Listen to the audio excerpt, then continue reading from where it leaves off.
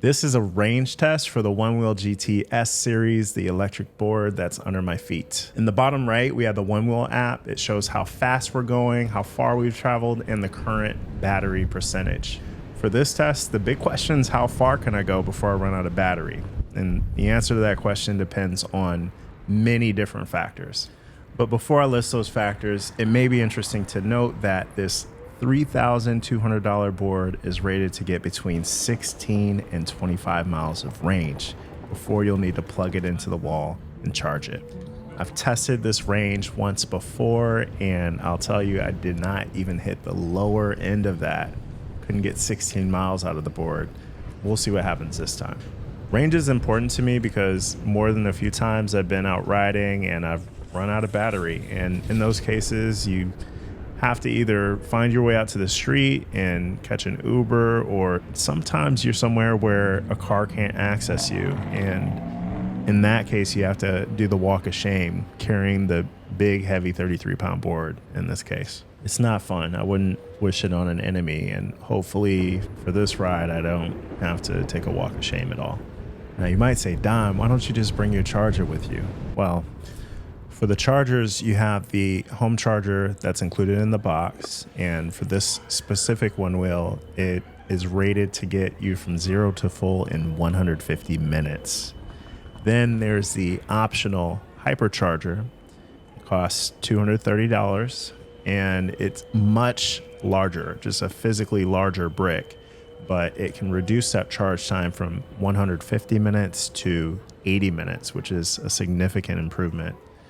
However, I just don't like to carry something so big, bulky, and heavy with me, and I'd prefer not to be charging, outside at some outlet that I discover, or, pulling into a business to do that. It's just not how I prefer to spend my time.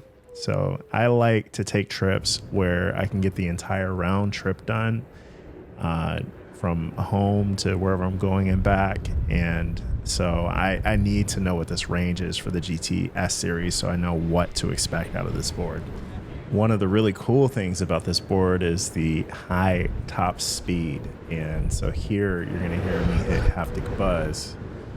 And that's a safety feature that's there to let you know when you're pushing toward the limits of the board. And it vibrates the foot pad and it makes a sound encouraging you to slow down so that you don't overtax the board and get sent over the front end of it. And here with the first 10% of the battery used, we can see we made it 1.4 miles. And, for the most part, I was taking a pretty steady pace, around 20 or so miles per hour, which is not pushing it too hard for this board. It was a little bit of an uphill section, but it's a little concerning that with 10% of battery, I didn't even make it 2 miles. So what are the main factors that affect the range you should expect on the Onewheel GT-S? Well, since the primary job of the battery is to keep you balanced and upright, whenever you make that job harder for the battery, you're reducing your range. Riding uphill reduces your range. Lower tire pressure reduces your range. Wind direction can reduce your range. Lower temperatures can reduce your range. The heavier the rider is, the less range you're expected to get. In my case, I struggle to get the advertised range because I'm a heavier rider. So I'm 6'3", about 240 pounds. To compensate for that a little bit, I do ride with a higher tire pressure, and I typically choose about 24.5 PSI. When you're going downhill, as you see here, it's possible to regenerate some of your battery. So if you're braking on that downhill, that energy can get transferred into the battery. And in the lower left, under the spot where you see the speed, it shows you how much regen you've generated during your ride. Now, with the higher speed of the GT-S Series, I actually don't mind blending in and riding along with the cars. Here, I didn't want to stay behind that biker, and so I, checked first and then got out into the street. It's funny, my mom watched my last video, and She was mad at me in the family group chat saying, hey, you know, you ride too fast and you're around these cars and they might not see you. You need to slow down, da da da da da. And so, Mom, if you're watching this video, I hear you. I love you. I'm sorry that I'm running this red light right now and I'm in the street. I'll do better. Love you. So I'm filming these videos on the Insta360 X3, and coming up here, I kind of merge back into the bike lane, and you'll see that I'll clip the camera on this little divider here. And I'm just really glad that it didn't damage it, but we are back on track. If you take a look at the stats in the lower right, there's an interesting stat that says usage, and currently it shows 19% usage, even though we have 82% of the battery left. And that's because it's factoring in the 2% of regeneration we've done to the battery by braking while going downhill. If you've traveled to DC using Amtrak or any of the buses, maybe from New York or Boston, you've probably seen that building on the left. That's Union Station. And we're also very close to the United States Capitol building. This is a ride that I like to take. I like to just get out and go see the DC landmarks, and the Onewheel is just the perfect vehicle for making this happen. This is my first time taking this landmark ride with the Onewheel GT-S. Typically, I try this ride on my Onewheel GT. Now, you might expect a flagship product like the GT-S to be the best in every single category, but actually the battery champion in the product line is the original Onewheel GT, and that board sells for $900 less. Now, you might be asking why a board with less range costs $900 more than a previous generation board. And I would almost hesitate to call the GT a previous generation. It's just designed with different priorities than this board. So when Kyle from Onewheel talked about the GT-S, he said that this board is tuned for performance, and they actually made it for Onewheel racers. But for those of us who aren't speed demons, we'd appreciate that the torque that this board can kick out with the 113 volt system is a safer experience for riders who just want the battery's maximum efficiency to be dedicated to keeping them upright on a board that's constantly balancing you. With the GT, I grew accustomed to what the limitations of that board were, and I never felt unsafe on that board. And I think especially now with the haptic buzz system giving you a better early warning that you're about to approach the limits of the board, that board is plenty safe. And so if range is your top priority, I'd have no problem recommending the Onewheel GT over the Onewheel GT-S Series. But I will say that riding the GT-S Series and having that higher top speed is really fun. And if I don't plan to go far, I will first go and pick up my Go Fast board, the Onewheel GT-S. That's kind of how I think about the two. It's if I want to go fast, I'll grab my GT-S Series. If I want to go far, I'll pick up my Onewheel GT. There are a lot of communities in DC that get together for group rides, and one of the monthly meetups is DC Bike Party. And I tried DC Bike Party on my Onewheel GT-S Series, and since most of the riders there are on manual or electric bikes, they have a whole lot more range than we do on our Onewheels, and I definitely had to bail that ride early because I chose to take my GT-S Series. Now, had I taken my GT instead, I'd be good to go for much longer, but I bet I would still need to charge my Onewheel at some point during the ride. On the other hand, there are other group rides with the EUC, electric unicycle riders, and for them, it's so funny to see them advertise a ride and say that, you know, this is a slow ride. We're going only about like 20 to 25 miles per hour. And for that one, they have the speed and range advantage over those of us who choose one wheel. But now with the Onewheel GT-S Series, I could at least keep up for their slow rides. During this ride, I was on a Discord call with some YouTube friends, so I was flipping my phone over so I could check in with them. And you should you should make a video crafting your own using all of your photography skills. I don't think they knew I was riding the entire time I was on the call listening, but such a cool group of guys. That could be funny. Add the AI in there. All right, let me get off here. This felt like a boomer moment, turning the phone instead of flipping the camera so that they could see the Washington Monument. No disrespect to boomers. Y'all are cool. I'm getting old, y'all. So I passed the Washington Monument, headed to Lincoln. Looking at the current battery percentage, we're at 66%, and we've traveled 5.2 miles. So typically what happens is the moment you hit 50%, you're encouraged to turn around and head back home because you need just about the same amount of battery to get home, so long as on the way back you're not going uphill. And if we're on track to hit the 16-mile mark, then we'll want to see that we've traveled 8 miles at the 50% mark. We'll see what happens.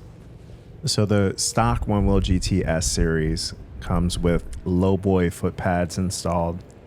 They are my favorite foot pads out of any of the others I've tried.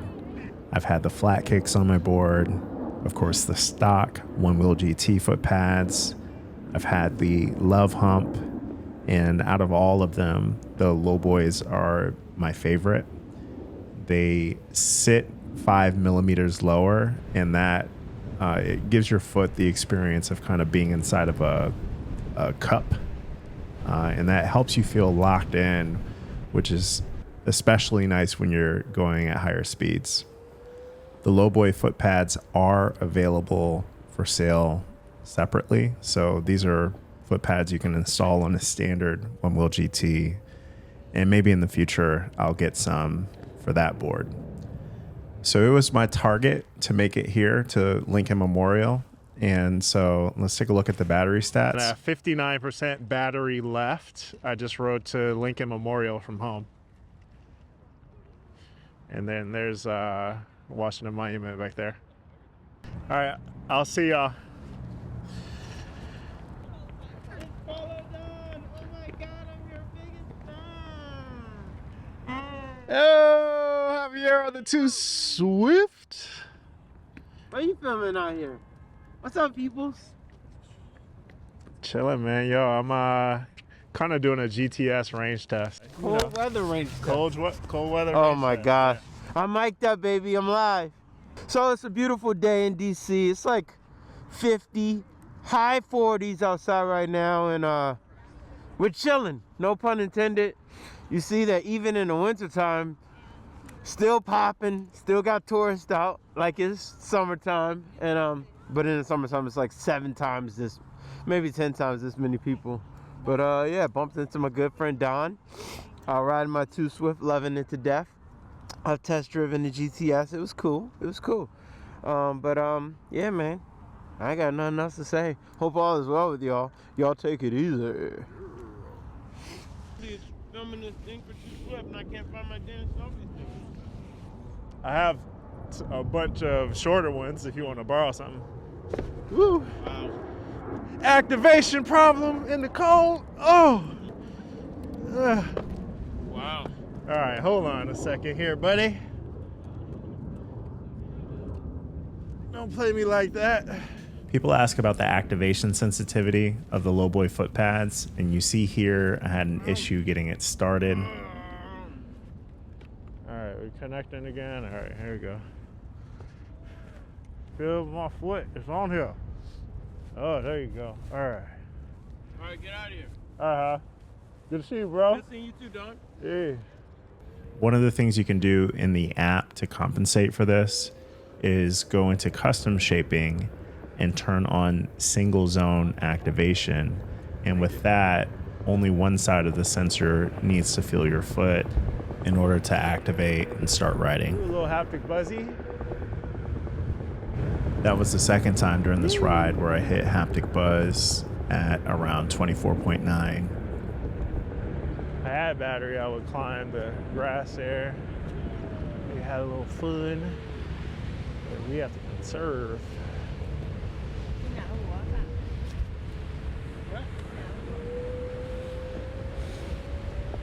And you know, I want to go by the fountain and explore a little bit. That'd be nice. Let's do one lap. I don't have to do one lap. I'm here.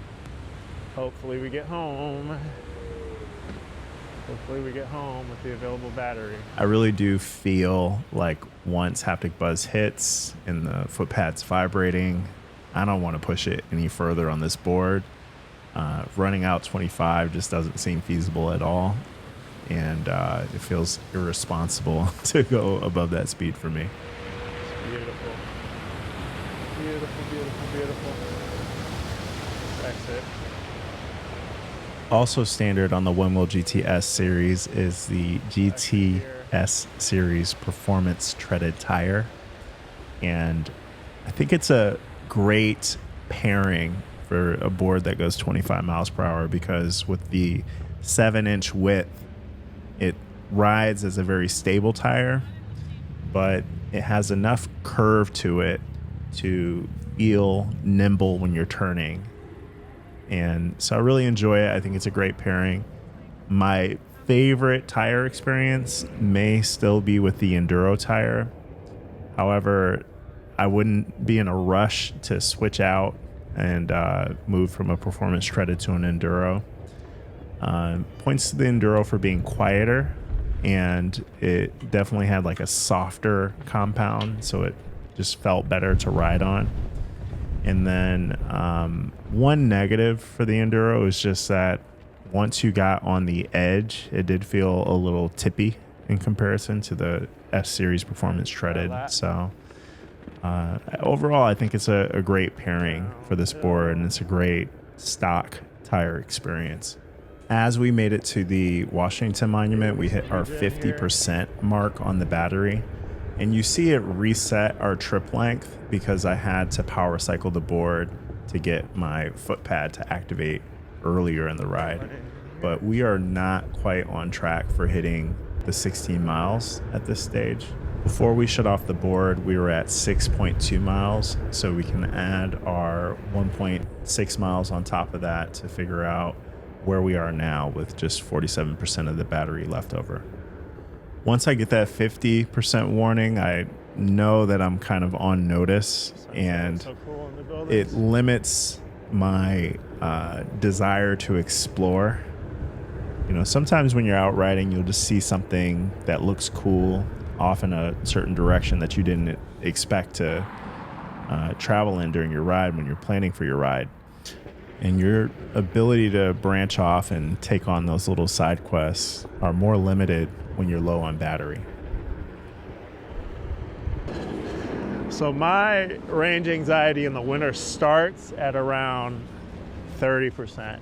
Because I've had batteries die on me on Onewheels at 30%. I wouldn't expect that for a newer board. I don't want to take that as looks litty. I wouldn't expect it for a newer board, but a board that has more age on it, I wouldn't write it off as a possibility. And also because it's cold, even this board could die early. So definitely worry of that possibility. Surf a little bit on this rocky gravel here.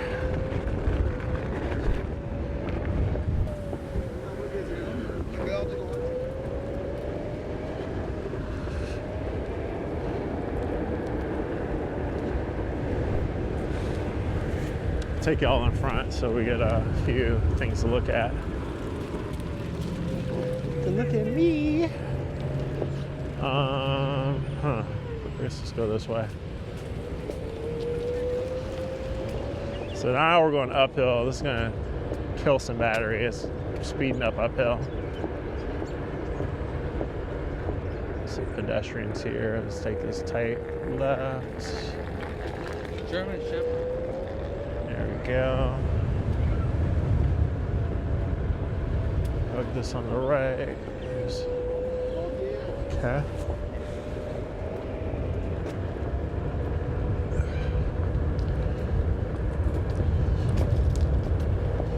Definitely have to watch out for pedestrians because they're more unpredictable than cars and dogs and people on their phones. All right, this uphill section we've conquered.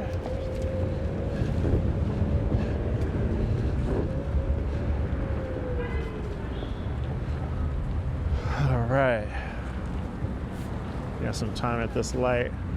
Actually, I think I like being on this side better. You look great on that. Thank you. I appreciate it.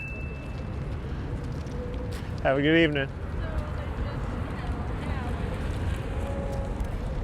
All right, let's make a move.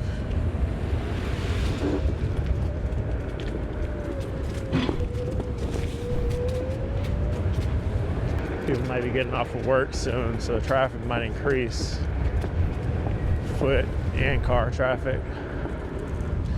Actually, here, let's see if we can do this. This would be fun if so. One day I decided to try and lower the gate going toward the Capitol building with my Onewheel, and I didn't know if it would work, but here we go. Let's see.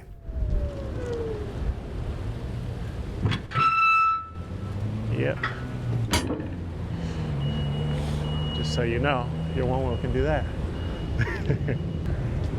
Straight ahead, we have Union Station. And we have the light, so let's use it.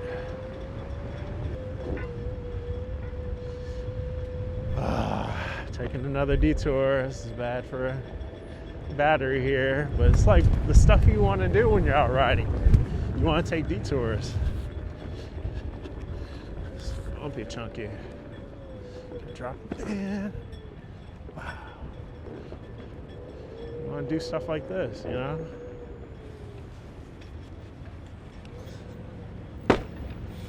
Tail slapper. People walking the sidewalk. Let's see.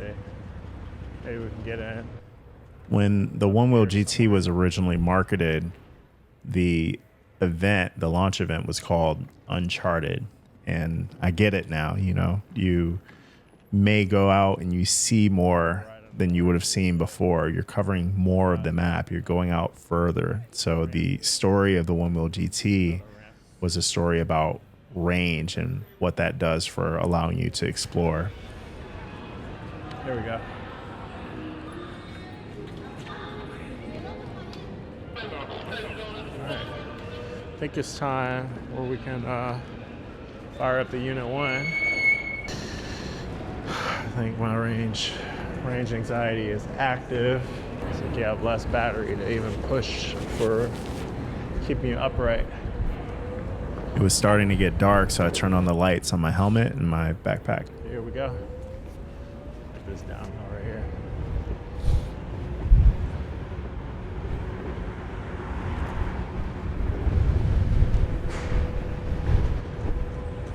Taking it a little bit easy because I saw the other people out here. And then the story for the Onewheel GT-S Series, that one was called Unleashed. And so now let's use all of the power in these batteries to get a higher top speed. We're unleashing the power of the board so that you can see what 25 miles per hour feels like. Or you could see what higher torque unlocks for the way that you ride. Yeah, more traffic, so I have to be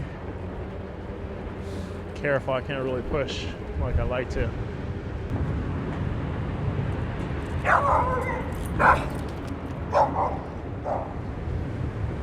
Puppies love the Onewheel. Oh, my legs are getting a little cold and shivery.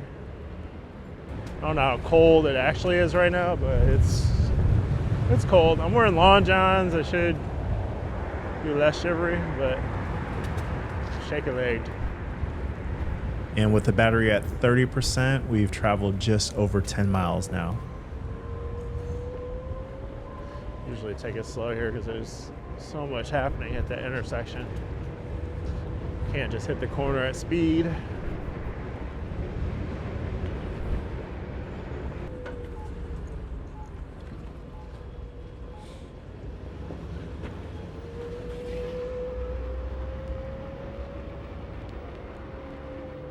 All right, so I put the turn signals on my gloves, and so I could trigger the turn signals for this helmet and my backpack from here. So you get a feel for what it looks like from the front.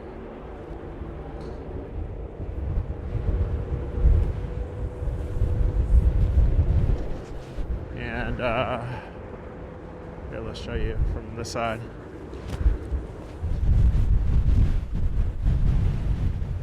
Here's how it looks from the back. Turn signals. And I'm braking right now. I don't know if the brake lights are actually responding because I found you have to have them perpendicular to the path of motion. It assumes you have handlebars, which obviously on one wheels we have no handlebars.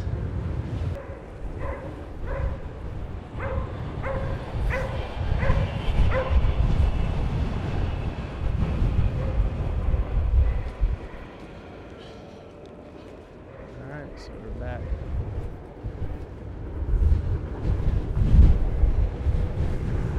Last push. So the helmet and backpack combo is the Unit 1 Ferro helmet, and the backpack is called the Unit 1 Torch.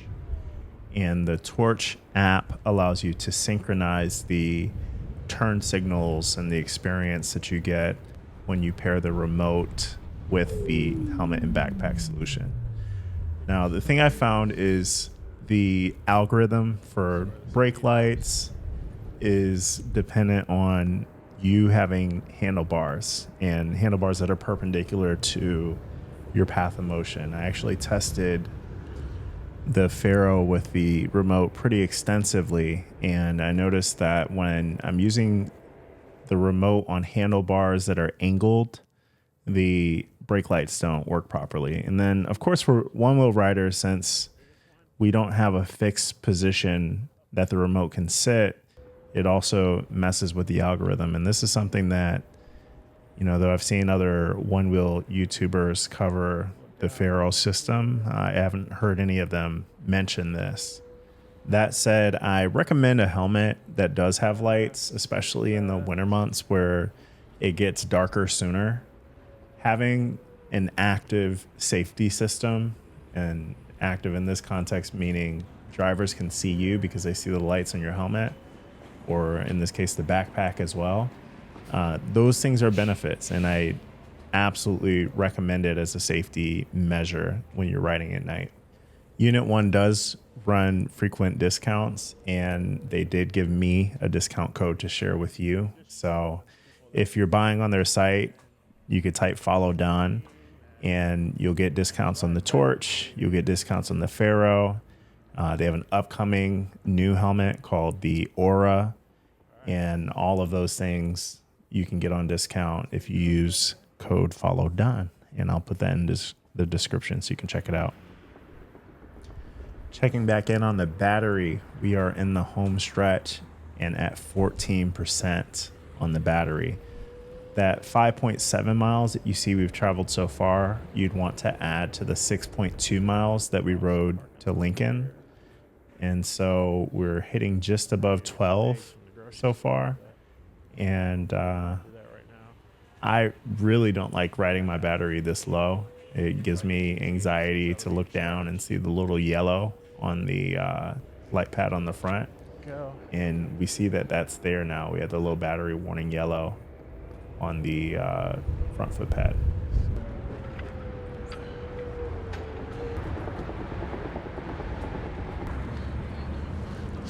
Ooh, I'm in yellow land. You see it. 12% battery left. Very close to home. It's like my side quests would be limited. Limited side quests. So I did screen record the stats so you can see exactly how far I traveled, my average speed. You'll see the graph to know how the battery was consumed. And here we are. I made it back home. 6.2 miles was exactly the number of miles to get to Lincoln, and then 6.2 back. I ended with 10% battery in the tank, and if I decided to go out and ride with that 10%, we found it got me about 1.2 miles of range. So I think we're well under 16. When I bought the board, I was thinking that the 16 would be for people who ride trails and such. So I had high hopes. I was hoping that as a street rider, I could expect at least the lower end of that range to be mine, but maybe I'd fall somewhere in the middle, but I get less than the advertised range. If you like this video and didn't watch my other commute video, then you can click or tap on the screen right over here.